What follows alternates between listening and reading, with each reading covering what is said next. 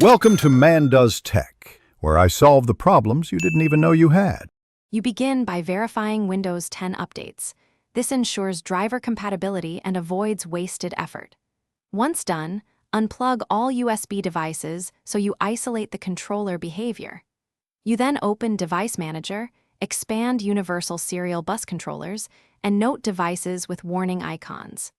This first step targets where Windows reports an issue so you can act precisely. Make sure to run Device Manager as administrator because update and uninstall actions require elevated rights.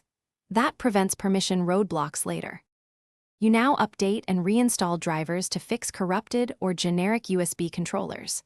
Start by right-clicking each controller and choose Update Driver, then search automatically. Windows often pulls the correct INF file. If the warning persists, uninstall the device and reboot. Windows will reinstall a fresh driver at startup, which resolves many conflicts. If reinstall doesn't help, download and install the motherboard or laptop chipset drivers from the OEM. That supplies the precise controller firmware Windows needs to operate reliably. Finish with power and system integrity checks so intermittent disconnects stop.